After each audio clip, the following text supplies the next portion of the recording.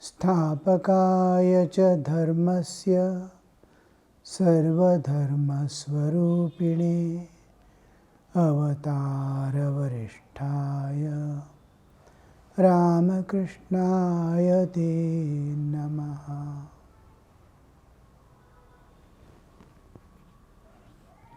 We saw Sri Ramakrishna explaining to us the 7 planes of existence,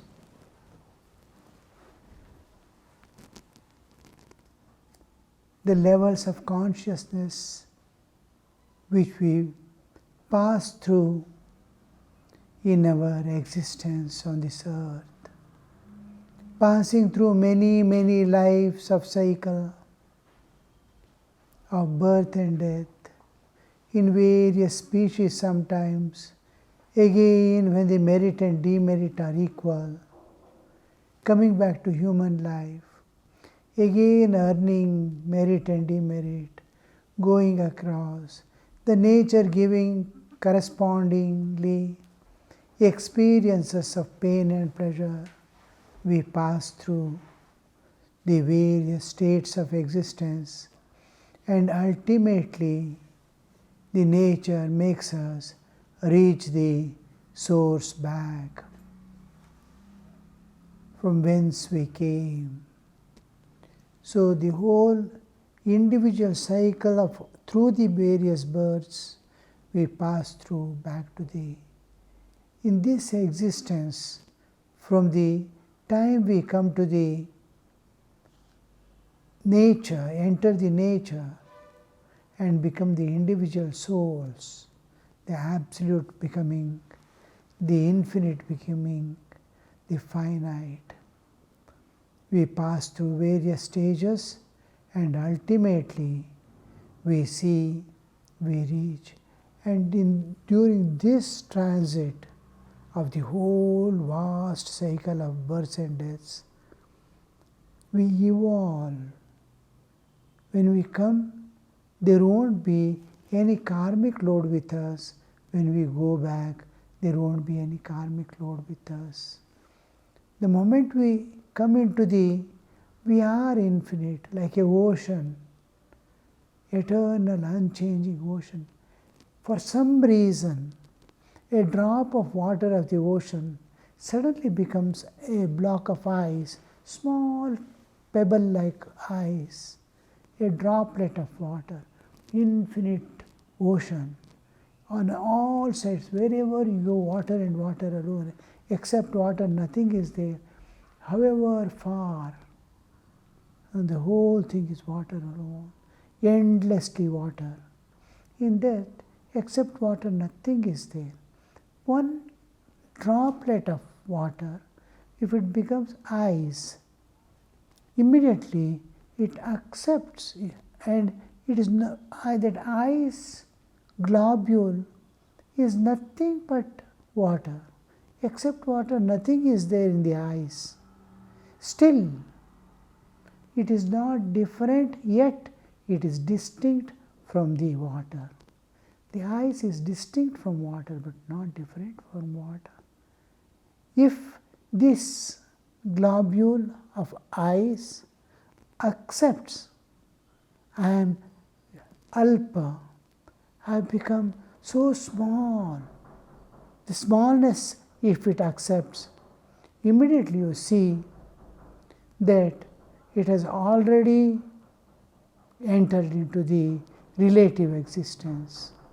If it says, oh, I am water alone, I have nothing to lose or gain, the moment it thinks that I am infinite, I am the same water, there is no difference between me and water, immediately it dissolves to become ocean again. This acceptance immediately makes it enter into the realm of relativity, the time, space and causation in this universe. So when it comes to the universe, first thing, it's consciousness, Chaitanya. It has 3 powers, Ichha Shakti, Kriya Shakti and Jnana Shakti, wherever you find consciousness, there are these three powers with the consciousness. I am conscious now. I can choose. I know. I can recognize. I can see, perceive. I can think. So the power of cognition, power of volition to select, and power of action. I can act. I want that. I can select and I can take it. Action. So these three powers, when they enter into Prakriti, what it sees is the world of dualities. And the moment it enters, it first finds helplessness, because it has become so small. An infinite ocean of consciousness suddenly is appearing. It was one with the ocean. Suddenly it is appearing as a small thing. It wants to go back. It wants to hold something. As if a man has fallen into the flowing waters, river, who doesn't know even swimming or anything. When it falls, he tries to hold on to whatever is available. This hold, what he holds is 5 sense organs and mind, Pancha Jnanendriya and Mana Buddhi Manas. These 6 aspects, Manashashtan Indriyani Prakristani Karshati. The moment it catches of these, the external knowledge it gets, the knowledge of this world, it sees varieties of things, and it has the power of action. It tries to catch hold of one by one and see whether that ananda which it has lost, the bliss that it has lost, the peace that it has lost, the peace transcendental, the bliss transcendental, it is available. It catches one by one objects and tries to taste and see whether that gives peace to him, that joy to him. The moment he puts the hand on any object, the karma has begun. He is in the world of not only time and space, but causation. Every action has a result. That is the law of causation. Whatever you do, there is an equal and opposite reaction. Action and reaction are equal and opposite. This we experience at all levels. So the jiva tries to hold on to something or other. Each one it tries to taste and see, hold and see, keep with it and see whether it's going to give him peace, or it just gives a little sense pleasures. Because senses are there, it gets sense pleasures. A good song, a good taste, all this, but never the ocean of bliss, eternal. So he jumps from one to one, goes on acquiring karma, and this karma has to work out, and he takes a new birth to work out the karma, and again does karma, again there is result. The cycle of birth and death, the action and reaction goes on and on. He enters into a wheel of karmic cycle. It never ends. It goes on and on. Now, the moment it holds on to the 5 senses and mind, we see, and being in the world of dualities, we see he dwells at 3 levels of consciousness: Jagrat, Swapna, Shushupti, waking, dreaming, and deep sleep. These 3 states of existence it passes through: waking, dreaming, and deep sleep. So, on one side, nature, the universe comprises of these 3 layers: the gross, the subtle, and causal. The gross universe we call Virat, the subtle pervading it we call Hiranyagarbha, and still deeper into it, which gives support, existence to all this we call Ishvara. The causal level is Ishvara, The subtle level universe, same universe, the subtle level we call Hiranyagarbha, and gross level, this which we are perceiving now, a part only we are perceiving, infinitely vast dimension it is. Our senses can perceive very little, not even an iota in a vast boundless ocean. Such a small thing, because every sense organ and mind is extremely limited. We can't perceive what is there in the next room also. Far away we can't see. We can't see minute things like bacteria or anything. We can't see the electromagnetic waves. And the vastness of universe are unimaginable. This is physical world. Now, when it is in the physical world, it 3 levels, Jagrat, Swapna, Shushupti, we are passing through correspondingly to the 3 levels of the universe. Virat, Hiranyagarbha, Ishvara. When I am in tune with all the 3, I come to the waking state. Correspondingly, I have 3 bodies.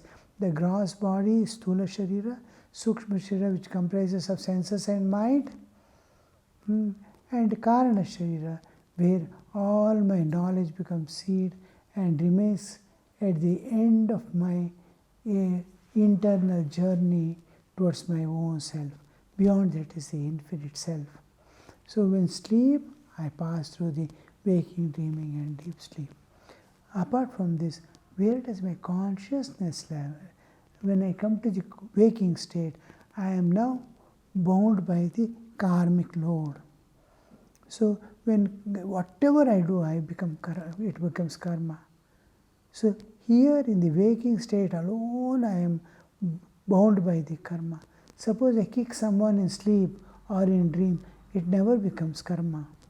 In deep sleep also, I may roll, my body may roll, I am not aware, nor it becomes karma. Only when I come to waking state, Jagrata Avastha, it comes to karma. Now in Jagrata Avastha, my consciousness moves at different levels of consciousness.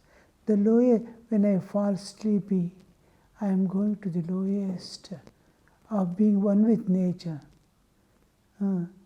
Whatever nature keeps me, I am moving towards the sleepy moods. Whatever nature says, I just obey. This yielding to nature as it is. I feel hungry, I eat, I sleep, I wake up. All this we call the Mooladhara level of existence, the lowest level of existence. Now this level we see the Mooladhara, and this is one level where I remain under the yielding to the nature. Little above coming, I live at another level. I want to enjoy. When I want to enjoy, I am away from the lowest sleepy and yielding to nature. But here another, it is still nature only, but here I am at a different level. I am seeking enjoyments. When I seek enjoyments, I come to the Swadhisthana level of consciousness. And when I cling to life, when I am sick, I want to somehow save myself. When I want to eat, I feel the desire to eat.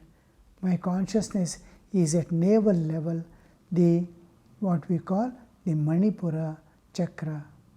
So when the child is born, it remains at the Manipura because umbilical cord is linked to the mother and all feeding is done through that. And it wants to survive.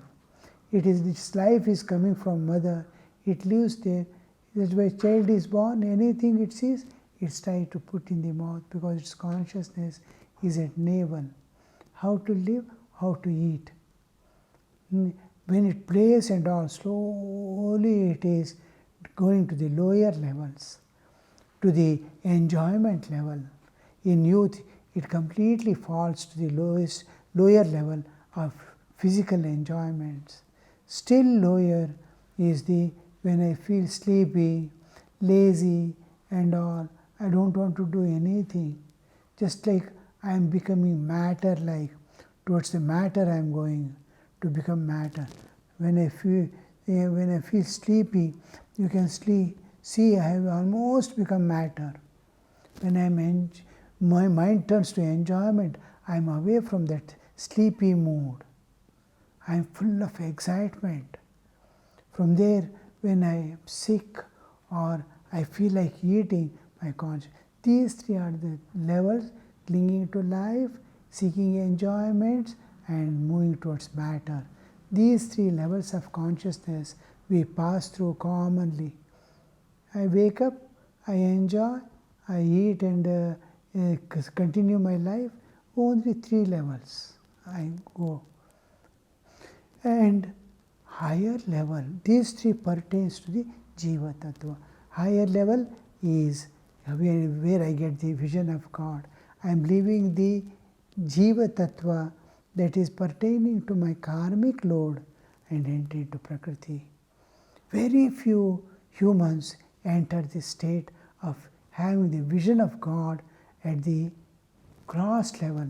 That means I am as I am, and I am getting the vision of God.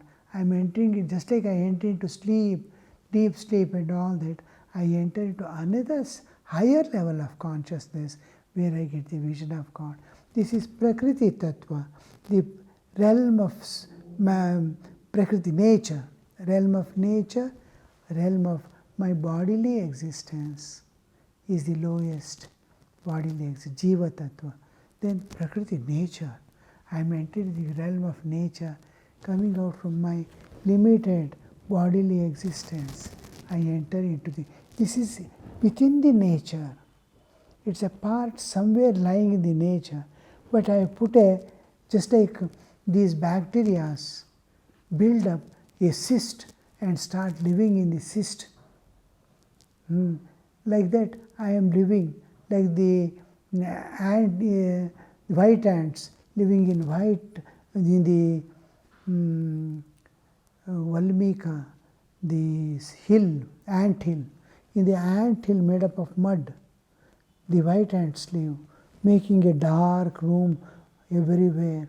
In the darkness they live. Like that I am living at my bodily existence. Just to sustain myself, I am taking some food from but I have not entered into nature to become. When I start entering into nature and leaving up, I am not holding on to my bodily existence, but I am leaving. Just like when I leave the bodily existence and I enter into sleep, I am entering into a different level of consciousness. Like that higher level of consciousness, I enter into the realm of nature, Mother Nature. There I get the vision of God, because the transcendental reality can manifest with form in the nature. This is the only region, the Prakriti, nature, where the nature independent of Jiva is the realm where the transcendental can manifest with name and form and qualities, Nama Rupa Guna. This is Nama Rupa Guna, it can present itself. So here we see that I enter into a higher level of consciousness. I am seeing God, I am touching God, I am feeling God. My senses can perceive God. Because it comes from the transcendental with form. You cannot see there without form. To see the same reality without name and form, without anything in the spirit, I have to go beyond the nature. So when I travel from the Anahata Chakra to Vishuddha Chakra, the form of the God starts, form of the reality, the relative existence, it starts dissolving. It is name, form and qualities are dissolving slowly. Here only pure energy is emerging out. The energy which it has become the universe and all the jivas in it. Now it is becoming, I am seeing its root as the energy. This energy level, we see this energy level wherein it is, I am pure experiencing the whole universe. The nature, I am transcending the nature and go. There is no nature also. Not only life is not there, jivas are not there, there is no nature also. I enter a realm of spirit, the Chaitanya, the pure divine existence, pure divinity independent of nature. I enter into. Here I see the energy, the reality in two of its aspects as energy, pure energy. There is no name or chances of any nature or jiva there. Energy in its own glory. And the other is Shuddha Chaitanya, pure consciousness, Chaitanya, the ocean of consciousness and its power. Its power at beyond cosmic level, beyond nature. The Chit-Shakti, Mula Chit-Shakti, how it could be, it is unimaginable. Agnya Chakra. And then at the topmost, the door to the infinite, eternal, unchanging reality, the Brahman, we enter it. So these various levels of existence by which I experience the ultimate reality that is beyond the nature, which is the cause of nature, in which all lives and the universe appear and disappear time and again. Like that, innumerable universes are appearing and disappearing. That we call the impersonal God Absolute. The whole universe, the consciousness that pervades the whole universe, we call what we call Ishvara, the Lord of the universe, the personal God. Personal God is one, the Chaitanya, the consciousness which pervades the entire universe and says I and governs all the jivas and all life on this universe, in this universe and universe itself. He governs by pervading it. That we call Ishvara, the Lord of universe, and the personal God. The impersonal absolute, the personal God, that is impersonal absolute is God, impersonal absolute, God the personal existence, and the beyond is the Antaryami, the indweller in all jivas. So here Sri Ramakrishna is explaining to us all these layers of existence by which a jiva experiences each type of life, the various life it experiences, that various aspects of God I am experiencing. At every level of consciousness, I am experiencing God at a particular level of existence. So up to here, and then Sri Ramakrishna says, why are we not able to see God? Is because of our ego in the waking state. The moment we come to the waking state, we enter and perceive. The important thing is the ego shooting up. The waking state coming, ego shoots up. This ego is obstructing. It's obstructing the vision of God, obstruct the vision of my own self, the Atman. It cannot perceive Paramatman or Jivatman. So this ego, Sri Ramakrishna tells, this ego. Now, he gives the example of a stick on water. It looks as if the water is divided into two. There is a bucket of water, you put a stick floating in the water. It looks as if the water is divided into two. But below is one water. It is appearing as two. But there is only one. The understanding of I and God different. I, the Triputi, the moment I divide from God, I get the three entities. The moment I identify with the body, there are three entities. Jiva, I am there. Jagat, this universe is there. Ishvara, the Lord who pervades the universe and governs it. Some law and order in this universe. It is not moving in a haphazard way as and the forces work. No, it is going in a perfect order. If anything going in perfect order, there must be a consciousness behind.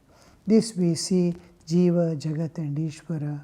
The moment I identify with this body, that Sri Ramakrishna is telling, it is one reality.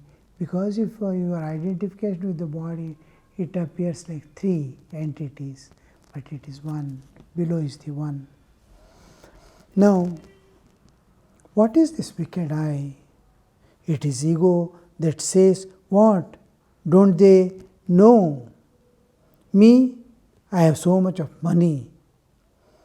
Who is wealthier than I? If thieves rob such a man of only 10 rupees, the first he wrings the money out of the thief, then he gives him a good beating. But the matter does not end there. The thief is handed over to the police and is eventually sent to jail. The wicked eye says, what? Does not the rogue know whom he has robbed? To steal my 10 rupees, how dare he? Vijay. See, this here we see Sri Ramakrishna is explaining to us this wicked eye. Wicked eye is which causes bondage and suffering. I am human. The moment I cling to anything, everyone does mistake, or I have right to punish, I have right to, he has taken away my possession, but not to the extent of expressing my ego. He deserves warning, he deserves punishment, all that is all right, but why should I express my ego? If the same thing is done to a poor man, he tolerates it. Perhaps he may see him suffering, what for has he done, he may search for. Maybe that he doesn't have food, he doesn't have a job, he has moved from door to door in search of a job. Give me some work, give me a morsel of food. He might not have got. A poor man tries to venture because of his humility, because of ego. He not only takes away all that he has got, but also he tries to see that his ego is satisfied rather than getting back the money and teaching him the lesson. We need to train them, teach them. They are at a lower level. Not express my ego and take revenge to satisfy my ego. Here the difference at gross level comes into picture. We'll see in the next class. Om Shanti Shanti Shanti Harihi Om Tat Sat Shri Ramakrishna Arpanamastu.